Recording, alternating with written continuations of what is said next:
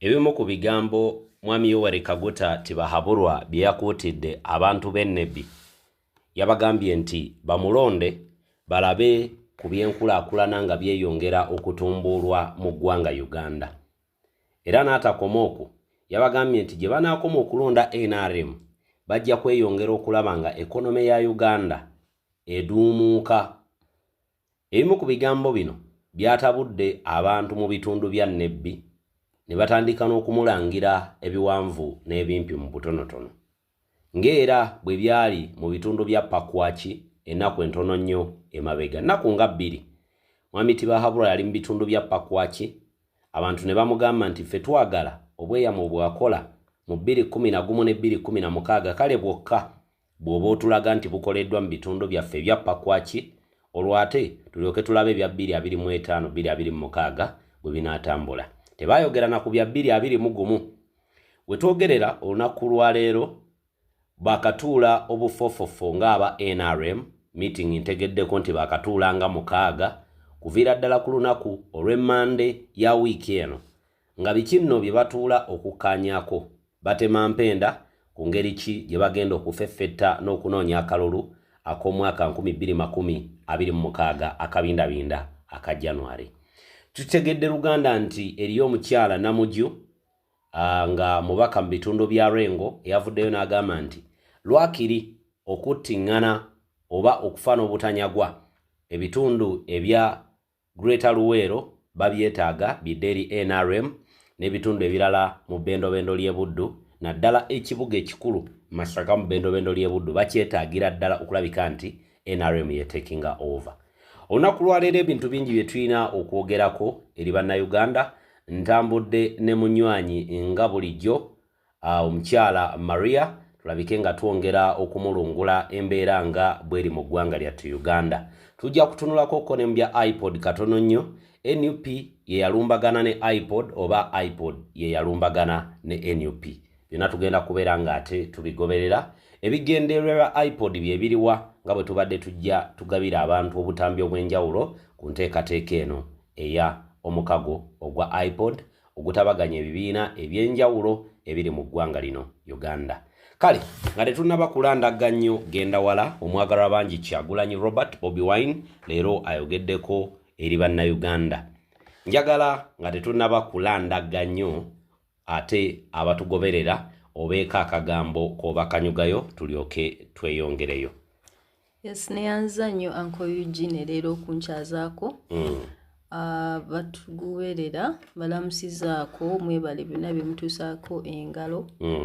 Ate nyongera obbakulisa independence gye twabaddeko a few days. Actually, we celebrated it this week. Yeah. So in a week yonna tugiyita Independence Week. But are we independent? Question yeetaaga okwanukulwa. We are really not independent. Surely. Embeera nga bweri mu ggwanga nkiwa leero ina bingi ku teboyo byogenda okulabika nti ate ogabanako naffe olunaku lwa leero. But before we go there nga tetunaba kugenda ku nteekateeka gy'oyina nina ebimu ku bintu ebinkuta omugamba wiiki eno. Ebimu ku bintu ebinkuta omugamba kwe kulaba nga NRM amaanyi gaayo amangi egamalidde mu kulaba nti Bobi Wine waava we badda. Mu kubeera nti Bobi Wine waava we badda bagenda bakyankalanya kwogatta n'okkola ebikolwa oba oliawo ebitagwanidde. Bwe nali ku trail nga tuli mu bitundu ebyeruweero eyo olunaku lwabadde lwanga 9 October actually ku Independence kwennyini nalaba nga aba NRM bayagala okuinterdicting oba okuyingira oba okuinterferinga n'enteekateeka ya National Unity Platform along the way. Aba NRM nga bavuddeyo n'ebipande byabwe ne baagala okukonfrontinga abamu ku baana abaali ku rale ey'omwagalwa abangi Kyagulanyi. Njagala okwakinologinga abaana obuntu bulamu bwe baakuuma. Omanye eriyo omwami yatugamba nti yali Haji Hussein Kyanjo mubawadde mu katambi k'enfundikidde. Yagamba walibaawo omulembe ogulijja ate nga tegugenda twala kabanga kanene okujja nga tegutunuulidde byanfuna. Omulembe ogwo nga tegugulirirwa, omulembe ogwo nga tegutya, omulembe ogwo nga ne bw'oba n'ebikompola bimeka nga bigutunuulidde guliba tegubyeraliikirira.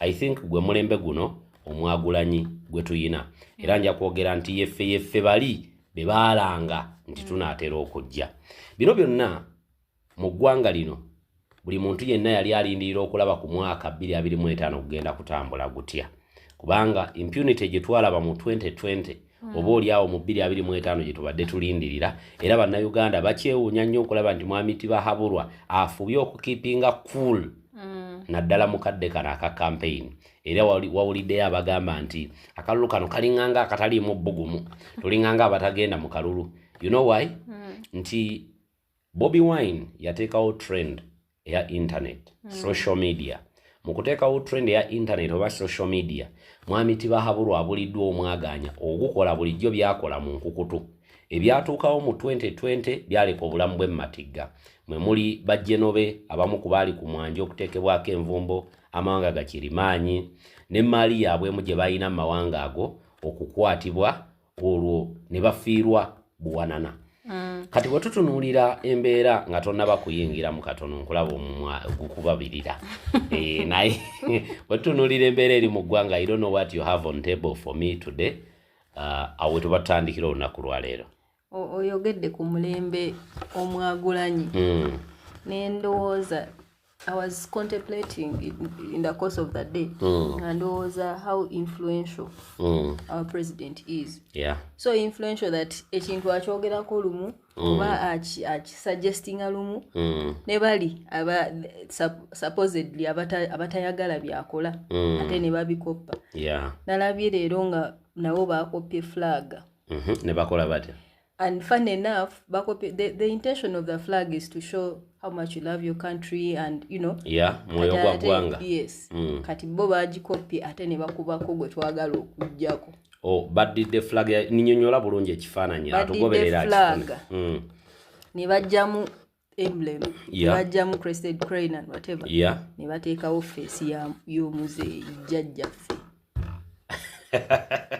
You know, nga tetunaba na kuleeta point endala yonna ansooka enyinyonnyole bannayuganda ku ekyo nakyogerako nti Mwami Tibahaburwa agenda kutuuka akadde nga Kyagulanyi eringa nightmare gyali ne kati ali yeno time gye tulimu nti agenda nakutuuka time agule ekibanja okumpi n'amaka ga Kyagulanyi Magere ateekewo amaka nga gakulondoola Kyagulanyi kikyaddako kukola we were here talking of the people being jailed abeetoolodde Bobi Wine abaana abo tebakwatibwa olw'okubeera nti balina ebikolobero bye bakola majority ku bo bola abakwatiddwa Mwami Tibahaburwa abadde ne mentality nti bamanyi pulaani ya Kyagulanyi ne move yeddako kati bw'abajjawo move ze ziri stagnant nti kati bw'abakwata kiri 3 way all 4 way one okuttattana buli move Bobi Wine gy'abadde ayina ekirala okumanya move eyo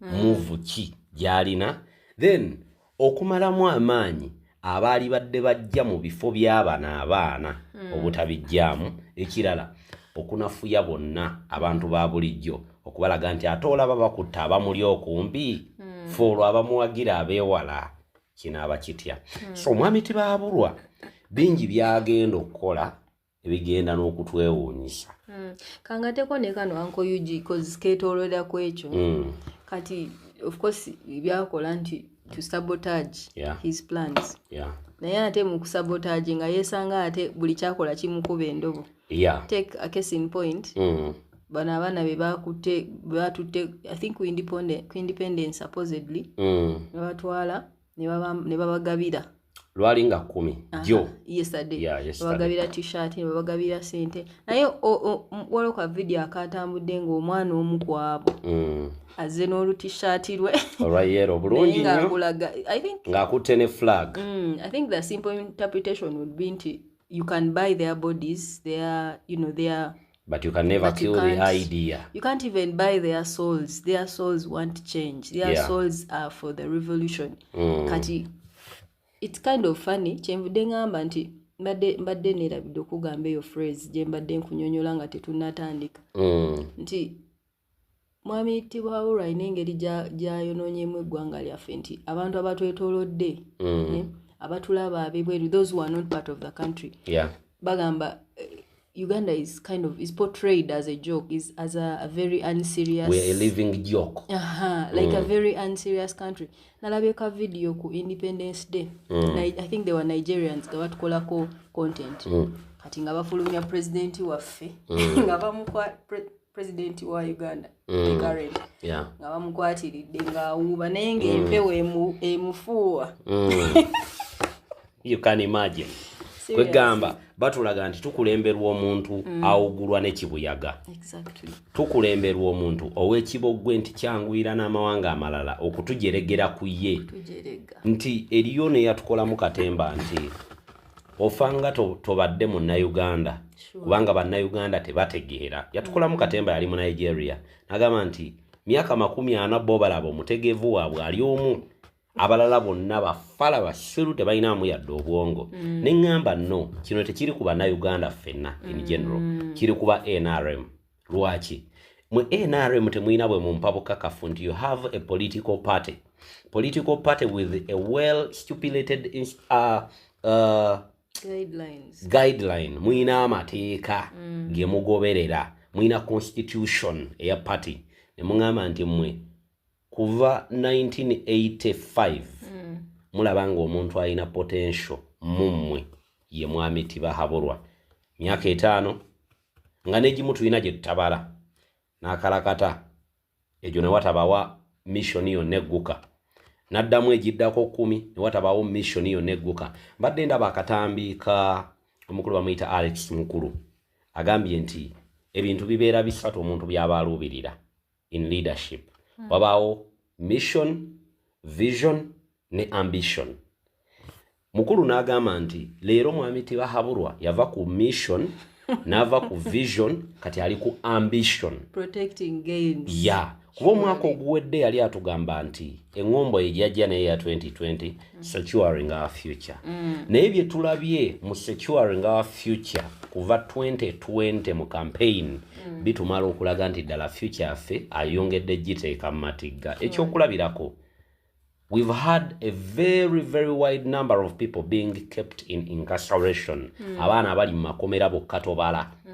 Abaana abaleeteddwa mu makooti nga bawuubibwa nga tebabawa bwenkanya tobala. Abafiiriddwa obulamu bwabwe tomooni. Abawambiddwa ne babatulugunya ne bataddamu na kulabwako. Up to now tukyanoonya Jebbi Kibalama, tukyanoonya Ddamulira. Abo bonna abantu bawambibwa. Kibalama wa 2018, Ddamulira wa 2020 bawambibwa n'abalala 16 ne tutaddamu balabako. They are the people abamu ku bakungu ba government bwe babadde boogerako nti they've appeared in a condition of criminality, nti balina ebikolobero bye beenyigiddemu abakungu mu government bye boogerako. I will take an example of Jebbi Kibalama. Nabbanja atugamba amanya amayitirege. Era mbu balina gye baamukwatira. Jebbi Kibalama tebamwalayiningangako mu kooti yonna mu ggwanga lino bukyanga awambibwa. Naye nga mukwatibwa kwe akatambi weekali era ne ku internet kuno kwekali. Neddamulira kye kimu nti bwe banga future yaffe agikuuma bw'atyo mu myaka gino 5 kuva 2020 mpaka 2025 gye tulimu, then kiri eriggwe mu Uganda okulondawo either future yo gikuuma nga baganda bo bavundira mu makomera, oba abaana b'abaana bo, oba baganda bo, oba baani, oba maama wo, oba taata wo, oba okweyamba ne weerwanako embeera eno neggwa. We've looked at people dying mu bubenje buli lunaku. Olunaku lw'eggulo wayi kochi yagudde jjo ku luguudo oluva e Kampala okudda e Jinja.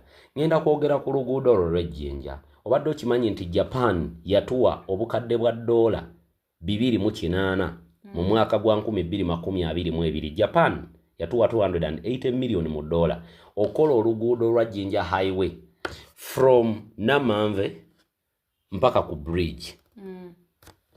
I've traveled and taken that route in a fortnight, I think. Mu wiki nga 2 emabega oba 4, be it a month. Naye nalaba oluguudo naguno gwaka teruggwanga lukyalimu ebinnya. Lwe lumu ku nguudo lwe tujja okwakinologi nga ku buli bubenje bwonna obugwa mu Uganda. Buli week wateeka okubaawo obubenje nga 10 obugudde ku luguudo olwo. Bino byonna mbinnyonnyola lye yatugoberera naawe nga mwenkutwalidde okubajjirayo ekifaananyi nti omulimu guno ogw'enkyukakyuka tegwetoololedde ku Kyagulanyi yekka, wabula mulimu gwaffe ffenna. bw'onaafiirwa omuntu omukabenje oba oliawo yandibanga talina nakakwate ku Bobi Wine ye aba tafiiriddwa. Bw'onaafuna omuntu wo ng'alwadde n'atwalibwa mu ddwaliro nga tewali ddagala, Bobi Wine kyayogerako tekikwata ku ye nga famire ye ng'omuntu, kuba ye alina ne capability etwala omuntu we mu private hospital n'ajjanjabwa era n'awona n'okumutwala ebweru w'eggwanga. Twogerera kuno na kuli, waliwo omu ku baana aba famire ya John Kazora afiiridde mu London olunaku lwa leero. Abantu bano lwaki bo abaabwe bwe balwala babajjanjabira Bulaaya olwa poor medication? Yatunyonnyola bulungi Betty Kamya. Ya Betty Kamya kyobola baamumye n'obwayigijji. Betty Kamya bajjamule nnyise ennyonyi. Ya Betty Kamya baamufuumudde ku bwayigijji. Lwaki? Katambi ako. Kubanga Bobi Wine yavaayo na portrayinga obubaka obwali mu katambi ako. Era yabwogerera mukono n'agamba b'emukono mwawulidde akatambi k'omukyala Betty Kamya IGG wa gavumenti kalabalaba nti ye yayogedde bwati ne bwati nti mwami Tibahabulwa ye tayagala muntu yenna amukuba ng'ali mu kibiina kye. Tayagala muntu ayogera bituufu nga bwe birina okuba. Anyumirwa nnyo babbala mu taipu jangu olimbe ne bw'olaba wali ekikyamu jangu olimbe tweyongereyo. I think that confirms kiri ky'obadde ogamba nti okubanga pate yonna tebalabayo omuntu omulala asobola fuga nga balina guidelines. Olaba gwe kennyini watunyonyolako waniino era ku kyano n'ogamba nti Muzeeyi Tibahabulwa akola constitution that works in his favor for the whole country. Kati ate olwo ya party. Talk about it. Aba alina obba. Waliwo ebigambo ebyo nno byogedde nabikopa ku Lwomushana. Lwomushana yatugamba ku TV, on a national TV, nti buli kye mulaba mu constitution ya 1995 baakikola nga kirina kukuumirawo mwami Tibahabulwa ne NRM. Kati bwe batuuka mu mwaka guno ogwa 2020 bagenda okulaba nga constitution ye nnyini mwe baali bayita ate Bobi Wine mwabakubira nga bagenda ne bawamba abaana ekitali mu constitution gye baabaga. Bagenda ne batulugunya abaana ekitali mu constitution gye baabaga kubanga luli be baali beetulugunya nga bwe bagattamu n'abalala be batulugunya nga tebalina opponent mutuufu. Kye twayogerako bwe twayogera ku bikolwa bya Kony, kubanga Kony abadde mu International Criminal Court ebbanga eritalidde n'emabega. Ebikolwa bya Kony mu Uganda mwebiri naye Kony yawaŋŋangukira dda mu Central African Republic. Bulijjo tugamba Kony yeenyigira mu ebyo. Kony waatali lwaki ebikolwa bye weebiri nga bonna ba alaayi be mu ggwanga wabagoba. Implying that Kony bye yatugamba nti gwe Kony weerimbira mu linnya lye byali biki? Byali bituufu. We are looking at a country nga abalifuga batutunda bubi ate ne beekwasa bano aboogera reality ku ggwanga kikyeriri. Because Jeje Odongo emabegako yatuuka n'okugamba baganye batya Bobi Wine ono okuddamu okutambula okugenda ebweru w'eggwanga. Kubanga Bobi Wine mbwayonoona erinnya ery'eggwanga e Bulaaya. By exposing the truth. By telling the people the truth out there. Bobi Wine nembagamba nti bw'abanga ddala byayogera bikyamu, defeat him. By doing what he's talking about. Action. Muveeyo mulage mwe byemukola mu butuufu bwabyo bw'aba yabyogedde mu bukyamu.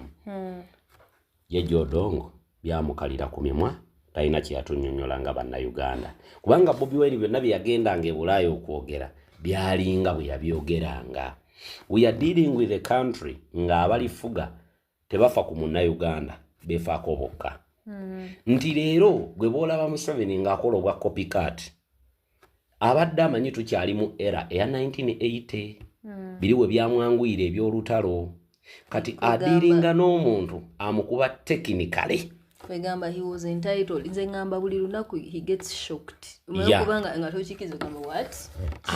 Ngala ngatakikkiriza because he was used to those days where everything was easy.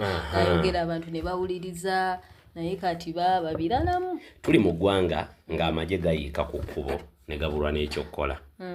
Because they've tried to provoke Bobi Wine. Naye n'akeepinga cool. N'abawa embeera y'obukkakkamu gye batalootanganako mu bulamu bwabwe nga bannamagye kubanga bamumanyi ng'omuntu w'ekibuli engeri gye yakulira mu ghetto. In fact they misinterpreted the word ghetto. Ekigambo ghetto bakinterpretinga bubi nga bo balowooza ghetto ge gayaaye ge gabbi ge gaffere ge gacupula ne bakwata abaana mu ghetto structure. Nga bamanyi nti nno ghetto structure egenda kubayambako ku retrievinga ghetto. But beerabira ekintu kimu nti meaning y'ekigambo ghetto teri mu bantu eri ku bulamu idea abantu gye bayina nti Mwami Tibahabura okwata abaana bano beyajja mu myala n'abaleeta ku mwanjo n'abagamba kaabe empowering financially ye yali amanyi nti nno afunye bonna ababonaabona oba ababondabonda naye yeerabira ekintu kimu nti ghetto ndalamu ku eyo ye gy'amanyi. Kyova occasionally abadde ateeka bahuligani be bano bagamba beyajja mu ghetto beyateeka mu ghetto structure abakulemberwa Ddamulira najja abaleeta okyankalanya emikolo gy'NUP. Be bamu ku bali benna kugambye gye twabadde mu bitundu by'Eruweera ababadde baagala okukyankalanya rally ya Bobi Wine ng'agenda ekiwoko. Abantu ng'abo Mwami Tibahabura ye yali amanyi nti bw'anaabayitamu kijja kumwanguyira okuwamba. Kye kimu n'ekya Buganda for YK, project ya Buganda for YK. Yali amanyi nti nno bw'akwata abantu bano nga Bampuuga, Medadi Akali Amaggwa, bana balinganga ab'ebitiibwa nga bw'obagambako obanga agambye ku Mmengo, Bakatikkiro ow'ekitiibwa Mayiga n'ab'empowering financially kijja kumwanguyira okukomyawo emitima gya Buganda. Era kijja mwanguyira okufuna akalulu mu Buganda. Naye era gye yakola yali emu. Yaddira abantu abatali ba mu Buganda n'abaleeta mu Buganda. Batendeka abali mu Buganda okwagala Uganda. Oba nfuna bulungi. Mu kifo ky'okuddira ate bano bennyini abaliwo mu kitundu kino okuba empoweringa n'okubawa amaanyi. Kituufu buli muntu under the constitutionally entitled okukiikirira ekifo kyonna ky'aba ayagadde. Kuba ojja kuŋŋamba mwe lwaki mukwata ate abalala ne bubaleeta e Kampala nga nabo balina region gye bava. Ebintu ebimu Mwami Tibahabura ye bw'aba abibala nga mu kifo ky'okuleeta agoba bugobi. You get it? Mu kifo ky'okuleeta agoba bugobi aleete ku mwanja ababe babeere mu kintu n'agobawo bano abateekeddwa okubeera ki oba ababadde baliwo ebbanga lyonna. Therefore embeera yonna gwe gy'olaba eri mu ggwanga lino Uganda nga Mwami Tibahabura olaba kafulaga akataddemu kifaananyi ky'oba bamuli okumpi. Gobadde okimanyi nti nno baatuuka nako akadde nga baagala kwegaana kala ya red, I mean ya yellow, ne badda mu red. Seriously. You remember ku nomination day eya Mwami Tibahabura yali lunaku lwe baali bamuwa obwa flag bearer bwa NRM awo mu Kampala. Mwabalaba nga bambadde red t-shirt nga kuliko ekifaananyi kyo wano. Red. Nti Bobi Wine leero ne bw'anaakola ekintu nga tekiri appropriate kyangu nnyo Museveni n'abantu bokikoppa kubanga kye kiba kiriko. Era the Kyagulanyi effect okitegedde very real. Kyenva nali ngamba abantu nti mugenda kulaba Mwami Museveni lumu nga yeeyambula atambule ku kkubo. Okimanyi nti Bobi Wine yayogeza Museveni oluniga nga talumanyi. Kankuwe scenario olaba ekyo kyakola bwe nkitwala mu concept yaffe in my working area mu education. Yeah.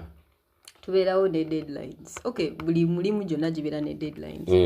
Naye nze nganza as an individual nze nga Maria when I have work to do, when I have a task ne sigikola mu budde bwayo ne njikola nga enkya deadline mu kifo kyo gikola obulungi ate embyonoona bwonoonyi ngenda okwesanga nga maxi z'omwana ezo neza Maria nziwaddemu Uncle Yuji because I'm on tension ngate ndaba balabo bataddemu dda maxi zaabwe ba submitting so that is what is happening to this man. Panic mode. Exactly. Kati omukulu ono panic mode gyalimu tugenda laba ebintu bingi ng'abikola.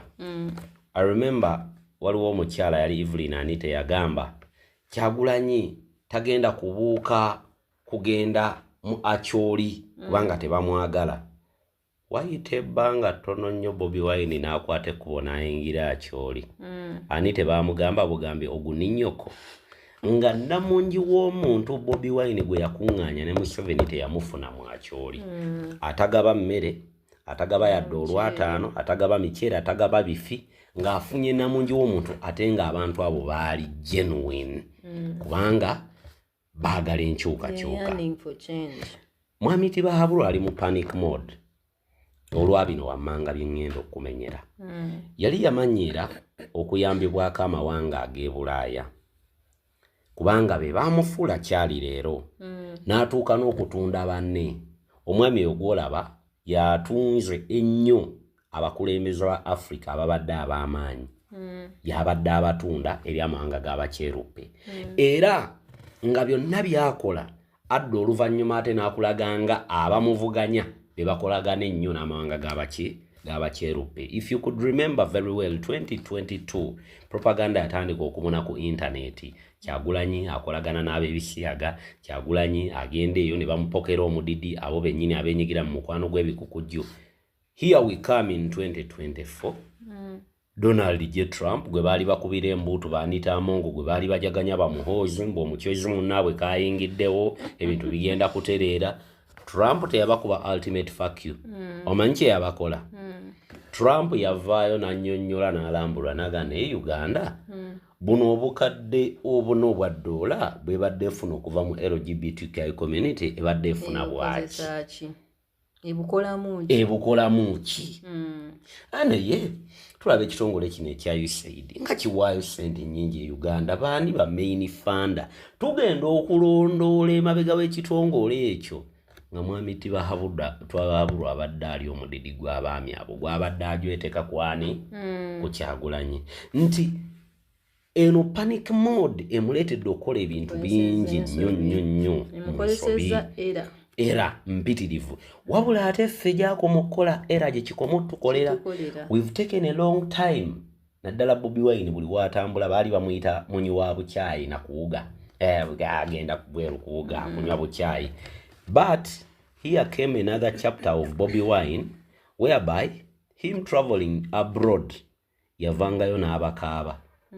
Envumbo bakulu ba government. Lwaki? Nti Bobi Wine yatuuka time nga y'omulimu gwe gwa kwogera reality nga bweri.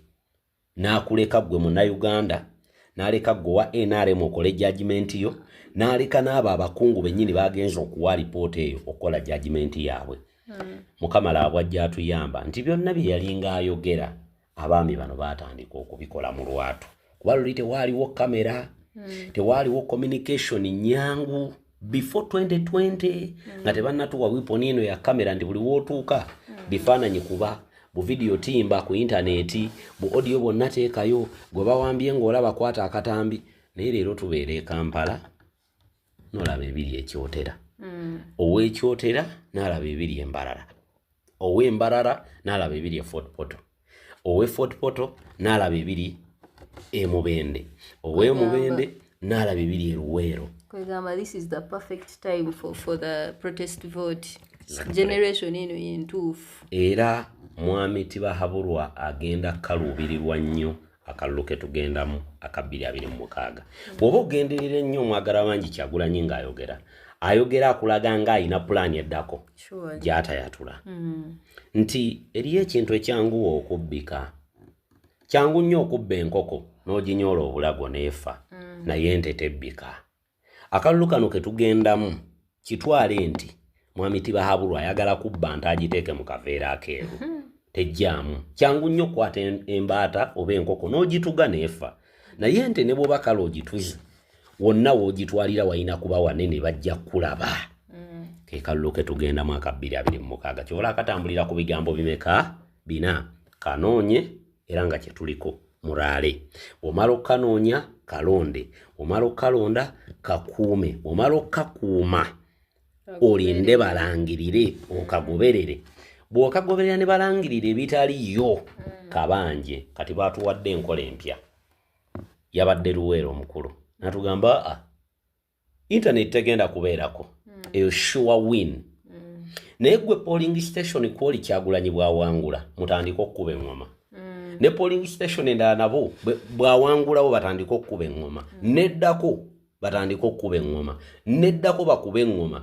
Tulabe we binaatuukira ku district gye babubalira ne babaako polling station yonna gye bavuvuba.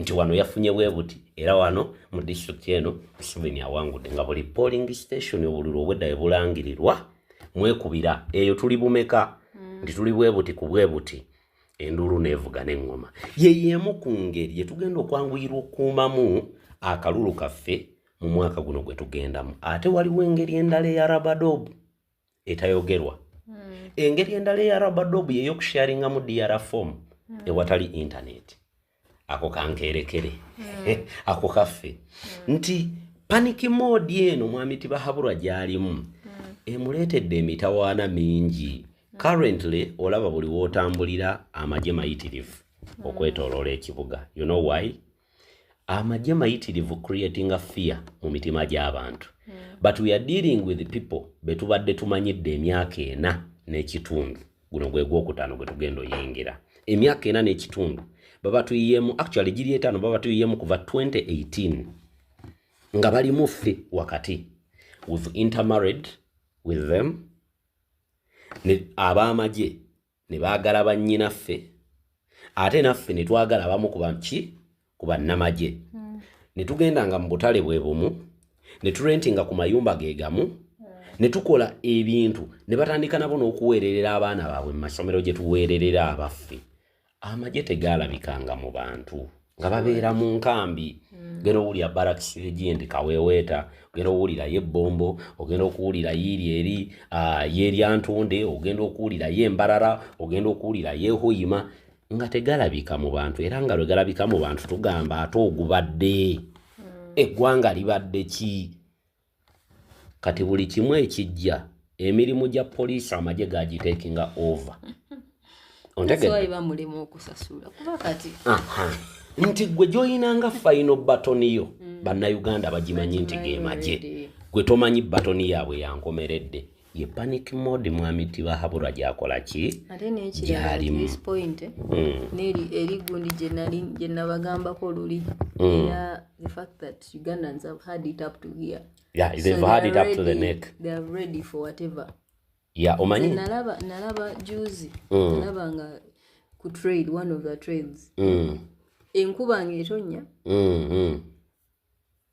embuyaga naye nga bakulaga oba ki tumugoberera in fact Nateete after nomination ku electoral commission namutikwa w'enkuba yatonnya naye abantu mu kifo ky'okunakuwala bakubanga kadongo nga mu kadongo mwennyini ke bakwata ne beeyira ne bagamba ku lwa Uganda yaffe abamu ne beekubaka amannya ga Uganda abamu ne beekubako ebigambo oba erinnya ly'omwagalwa bangi Kyagulanyi nti Bobi Wine bingi bye baakola mu namutikwa w'enkuba oyo era kijjayo ekifaananyi ku katambi k'oyogeddeko akabadde katambula ku internet ak'omwana abadde akutte flag ng'ali mu t-shirt ya yellow ng'omukolo bino byabadde nakasongola ejjo nga 10 omukolo NRM yaguteekateeka okuinterferinga enteekateeka ya Bobi Wine mu region eyo kuba babadde tebaagala akuŋŋaanye namungi wa muntu ng'era babadde nga bakola nga bamuyisa mu byalo ewala aleme funa abantu kati ne ku mulundi guno baateekateeka ejjo ne bagabira abaana t-shirt n'emitwalo 2 bino bibadde mu butambi babagabidde t-shirt n'emitwalo 2 nti baleme genda ku mikolo gyaki gya NUP ne babateekerateekerawo piraawo n'ebifi by'ennyama bye bagenda okulya abaana olwalabye eggaali ng'eyitawo ey'omukulu bagambye temutulabanga oba ebiri mugituwadde oba tuli mu t-shirt omwana yavudde gye yavudde n'ajja ne flag ya Uganda n'aliraana emmotoka y'omuntu njogera ku Bobi Wine n'atandika owuuba ng'ayogera byayogera batuwadde kyebiri ne batuwa ne t-shirt panic mode ereetedde mwami Museveni okunama to a point that takyali relevant bw'okomparinga emyaka gy'ayina byonna byakola biringanga byakyana kito biringanga ebya politician eyakayingira akimanyi obumanya nti nina mmalagulirira abantu okunjagala tuli mu mbeera nga mwami Tibahaburwa abantu bamukyaye beyond the limit nti buli kyonna ye kyakola okwerungiya bongera kukyawa mukyawe ne bwabagamba nti banange PDM ate ngenda kukola bwenti omanyi kati be bagabirezwa PDM bwe boogera bagamba bwe bati ndaba tubba kuzaffe bwe bati bwe boogera bagamba kimu ndaba tubba kwaffe kabamala okutuwa tubakubira enduulu wano tutuuke mu baloti tubamma akalulu yeye njogera kati gye bayina naye nga ye PDM agimalidde mu buwumbi na buwumbi n'omugamba lwaki tewakola mu enguudo abantu ne baku appreciating olw'enguudo lwaki tewateeka eddagala mu malwaliro abantu ne bagamba nti kale bannanga atuteeredde eddagala mu malwaliro katumwongera akaki akalulu naye buli kimu kyonna kibaako limit twali twogera ku lukoba olukoba luyina kye tuyita elastic limit ne bw'oluleeguula lwonna luyina we lukoma buli ekinaanuuka kibaako ne limiti yaakyo kyekimu n'obulamu bwaffe abantu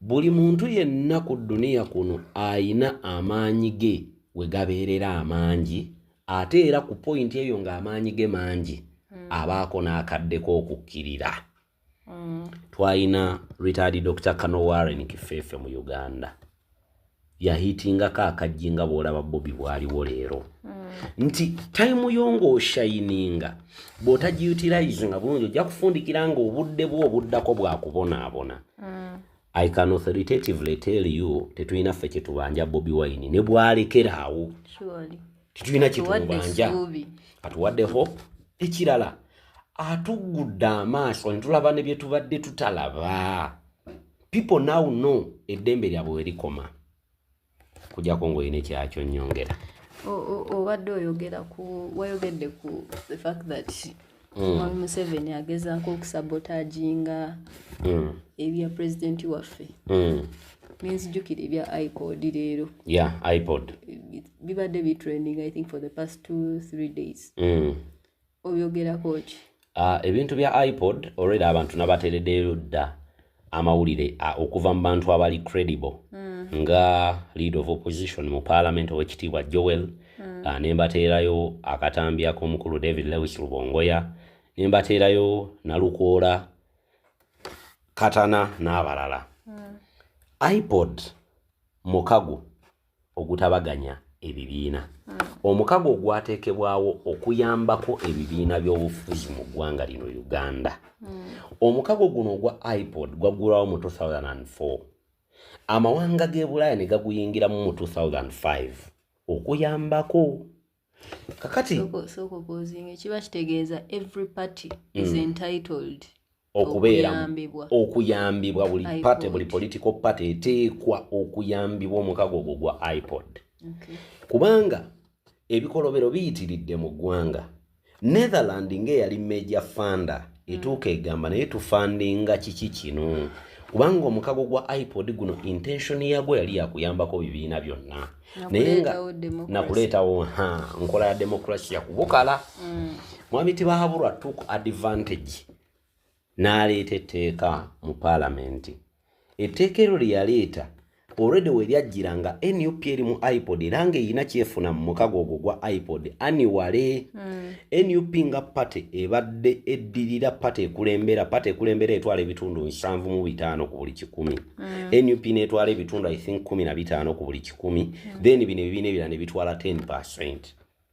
Mujja kuncorrectinga bwe mba nga mpabyemu mu kya percentage but I know NRM ebadde etwala ebitundu 75 ku buli 100 kati bagenda okulaba nti NUP ku katono keefuna ate ekola byamagero byereere yeeyongerayo beebuuza NUP eno ani agiyambako ye propaganda waliwo yatandikira okuviirayo nti National Unity Platform eri funded by European countries oba Western countries you get it bagenda okulondoola nga tebalabawo akawunti yonna majja we gayita ne bagamba yii tukoze tutya katumukake iPod nga tugiteekamu etteeka nti buli pate yonna eri mu iPod erina okubeera ng'esobola okutuula mu dialogue akagambo dialogue njagala okanotinge kakulu nti ng'erina okubeera ng'esobola okutuula mu dialogue ne pate efuga owandiika nti dialogue oyongereko ogambe nti ne pate efuga naye pate efuga gye tulinawo leero gamba nti ye NRM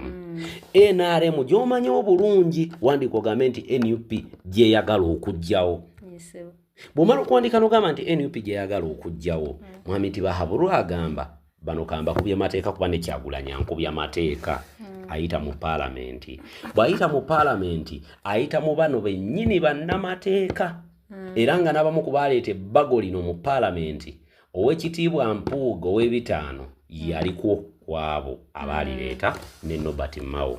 Etteeka lino teryalwawo era lyayita mu kabanga katono ng'era UPDF Act ng'etteeka lino ligamba nti tewali kibiina kyonna kigenda kuddamu kufuna funding singa tekituula mu IPOD.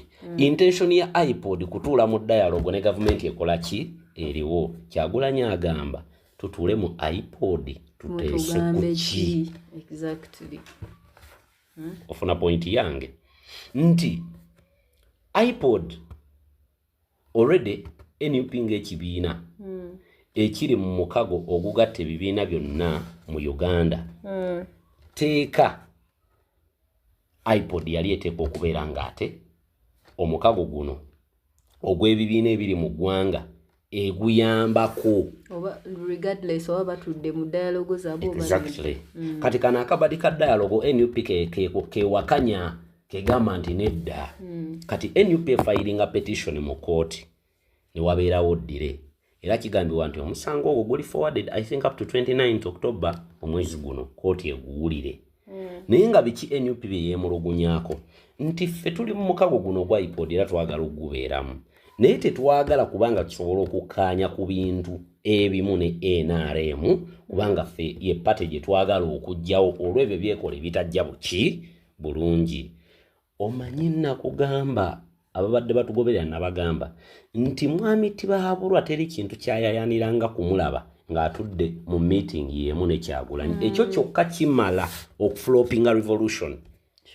Only a mere photo n'etambula ku internet nga Bobi Wine atudde wano, Museveni atudde wano, Mao atudde wano, ani omulala awo Mugisha Muntu atudde wano, Anita Amonga atudde wano, ani omulala awo ani omulala Mpuuga atudde wano, abalina political party benjogerako Munyagwa atudde wano, tutunulira ani omulala Amuri ati atudde wano, okitegeera Nandalama Fabi atudde wano. You get it. Kati embeera eyo Museveni ye mukaka kyava Mao yatugamba nti ne bwe kinaaba kimwetaagisayo kuvunnamira NUP eyingire IPOD nga babala kimu kifaananyi. International community Bobi Wine alina kyabadde agiraga nti ye ne Museveni bali bati kabwanango ki ekinaatwala Bobi Wine okutuula ne Museveni ku table. Naye nze in my view nze ngamba Katonda takola nsobi. Ayinza otuula naye n'amukyusa. Omanyi omwana engeri gy'aliko amafuta. Ayinza omukuba enjiri. Olunaku lwe nasembayo okulaba omwagala abangi Kyagulanyi ng'atudde mu kifo kye kimu ne mwami Museveni we yali lwali lukuŋŋaana lwaliyo mu 2019. Naye ku Bobi Wine kye yakola Museveni taliddamu kutuula mu debate yonna. Taliddamu obulamu bwe bwonna kutuula mu debate ne Kyagulanyi. Walabika video omusajja yadde agamba mbu bwe baali balwana Museveni yafuukanga pusi. Wabwa kalabye? Nakalabye awo oba byabadde bituufu mbu yafuukanga pusi. Bwe amasasi nga bwe gajja ng'akola amasasi nga gayitawo buyisi. Omanyi mu reverse psychology kye bwe tukiyita? Omanyi bwe tukiyita? Teyalwana yaddanga mu kwekweka n'atuma abantu ku front line ne bamulwanira ye n'alya kaweweevu. Kati nze pointi yange ebadde ku bwe yabadde annyonnyola ebintu ebyo ne balaga feesi ya Museveni eri gye yabadde atunulamu. Omanyi omuntu aba akaddiye ne feesi tetegerekeka oba anyiize oba akaaba oba aseka ng'ali awo atunula butunuzi binsobedde. Kati imagine ng'atudde ne Bobi wali ku maanyi Bobi gayogeza. Omanyi eriyo omwami bulijjo gwavunaana bamuyita Lwakasiso oba omuwulira ng'amuvunaana mbu yamuttira abaana be babiri mu lutalo. Kati beeguddeko ku prayer day. Oba yoyo. Yoyo ate kuba yoyo beeguddeko ku prayer day n'abimulangira kaati. N'olyoka olaba mwami Museveni bw'atunuza endali z'atayina naye mukulu yalalidde leero. Mukulu yalalidde.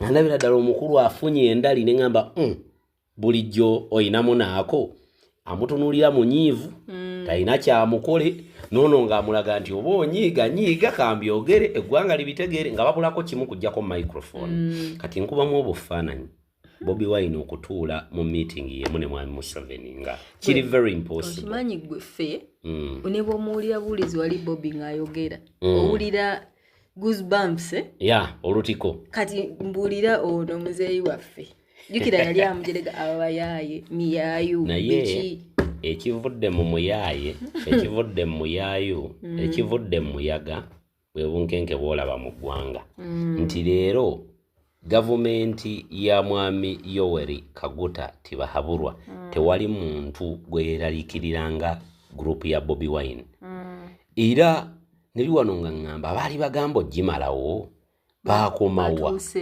olugendo lwabwe how far era nagamba abaami bano abalwanye ebbanga lyonna okunafuya gurupu ya Kyagulanyi baakomawa kubanga tubalaba tebalina yadde ne laati ly'embweti gye bamuggyeko kakati Uncle Eugene nga tetunagenda wala nga tonane before you make me forget mu biseera bino as we are approaching elections kuba ennaku zidduka oziraba ebbanga liweddeyo naye era tetulina budde bwambala makooti na mataayi tulina kusiba ngattu tewali budde bwa makooti na mataayi nga tweyina okunywera tewali budde nti bwa Museveni recently you're strengthening the security ku border ya Uganda ne Congo teweekooya America yayingira endagaano ne government ya Democratic Republic of Congo eyatuwa obukuumi naffe tukuwa ebyobugagga eby'omu ttaka era ne bakkaanya nti obukuumi bwonna obuli mu Congo kati buli mu mikono gya America America yayina eddembe okulonda ani agenda omuyambako mu kukuuma eggwanga lino erya Democratic Republic of Congo kati embeera gye tulimu mu ggwanga amagye gano ge mulaba ge bayiwa ku boda ya Uganda ne Congo tebakulimba nti waliwo ebigendererwa ebirala kutya na kweraliikirira alipoota ya UN yali eya 2024 yafuluma mwaka oguwedde ngeraga nti mwami Museveni oba UPDF eri mu kkobaane n'eggye erya Rwanda erya RDF mu kutabangula Congo era n'eggye buvuddeko waliwo omwami bamuyita Meja Kichoncho Tabaaro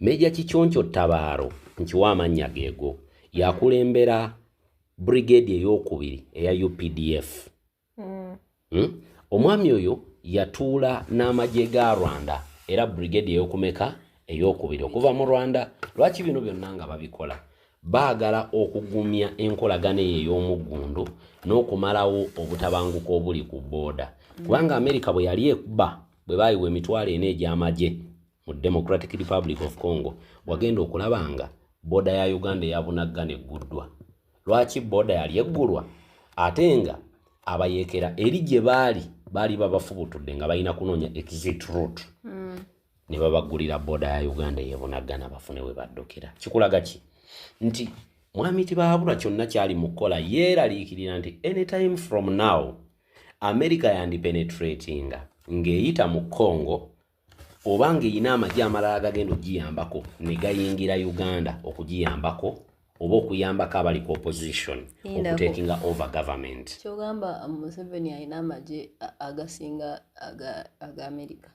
I'm giving you something eri mu mentality ye nti ye mwami Museveni yatuuka n'okweyongera erinnya era neewunyiza nnyo lwaki teryalabikidde ku ballot paper yeeyongerako erinnya lya Ssemalungu yeeyongerako n'erya Ssaabalwanyi gemannya abiri akopa pulezidenti waffe bino byafuna agagaagali senti kati ye yeewa amannya ye ng'omuntu erinnya erimu ng'alaga nti ye akubye amalungu mangi n'agakola ki n'agawangula eddala nga liraga nti ye mulwanyi Namige wano nfuna embeera eyo emuleetera okufuna mentality nti ye tewaliwo magye gayinza mu defeating nga wano ku lukalu lwa Africa era yakyogera lunyo mu butambi bwe yeekolera UPDF ge magye agasinga amagye gonna mu Africa ekyakiwakanya to trying abadde nga abyogera mu butambi naye okwongera okugumya obukerinda ku booda ya Uganda ne Congo ekirala point gye tuba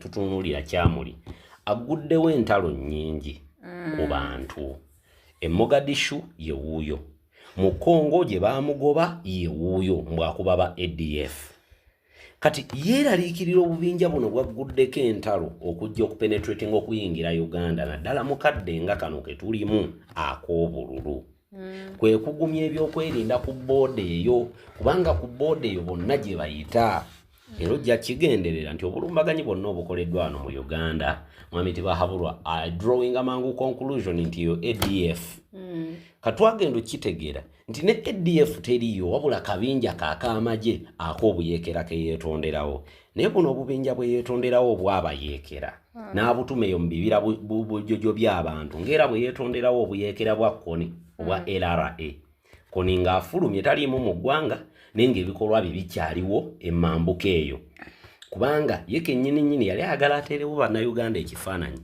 nti bannange bwe mutannonda oba we mungobera ekyaliyo abayeekera bennina okulwanyisa ye kennyini yalina okutondawo abayeekera abataliiwo ab'ekimpatiira ateekemu kiri mu mitima gy'abannayuganda nti wenviirawo mufudde. So he created a problem to solve a problem. He created a problem to solve a problem. Yeye nkola. Era ne bino byonna bye mulaba byali mu kuuma booda ya Uganda ne Congo. Kubanga yeetonderawo abayeekera. Abayeekera kati batakyavujjirira. He's no longer funding them duly kubanga mwavu. Kati omuyeekera oba obadde to omufundinga n'omuggyako funding nga gwe yamutandikawo atandika kuhantinga gwe. You get my point. Kati yeeraliikirira ba ADF be yeetandikirawo okujja nga bamuyigga nabo okutandika okweyiggira akawogo bakooyo okutoolebwako nabo baagala okujja okukola ki okwetoolerako gobadde okimanyi nti eriyo bannamagye bangi abali eyo nga olumu bakaka ne president waffe nga bamugamba ffe yogera kigambo etokotoolabe just cough yogera kyogere era naye akyogedde emirundi mingi nti eriyo abangamba nti towa order ebirala obitulekere nga bakwata mundu. But you know why? Bobi Wine akyakeepinga cool. Ala Bannayuganda kikyasoboka okuleeta enkyukakyuka ng'eyitidde mu kalulu. Gw'atoona akulaga nti akalulu ye tekamuggyako lwaki akayigga. Akaguliramu ne t-shirt n'atuuka n'oggaba ebiri n'atuuka ofumba emikyere n'attente akatamuggyako ayigga kaaki. Okuggyako ng'olina ekirala ky'oŋŋamba. Ebyo sibula batugoberera nange nve wano ebyo nze nkonkudinga ngamba banayi tetuggwamu maanyi waaw abasaba tusabe abasiiba tusiibe oba ki okyogeddeko eriyo omukyala okuvaawo e Bulaaya eyaŋŋambye nti naye lwaki omwagala abangi Kyagulanyi tateekateekayo olunaku ne weeba lumu nga wiikendi nga lwa mukaaga ng'olwo n'alangirira nti leero ffenna tugenda kusiba ku lw'eggwanga lyaffe Uganda. People can take that order. True. And people can do it. Kulwa Uganda. In their religion. In fact, ekintu ekyo ne kikolebwa n'akirangirira ne kikolebwa mu Uganda yemu ku step ejja okulaga nti mwami Tibahabulwa takyaliwo. Surely. Ne bamala bakyobeyinga nga bwe babadde bagoberera ebirala byonna. Nabagamba naye leero ffenna tugendeko mu lenteni period. Lunaku lumu bwe ruti tuluweeyo ku lw'eggwanga lyaffe. Ne bakikola mba mwami Tibahabulwa nkwatamu obwanguwa n'enfuluma Uganda nga bukyali. Kubanga kabonero akaba kalaga emiwunyo.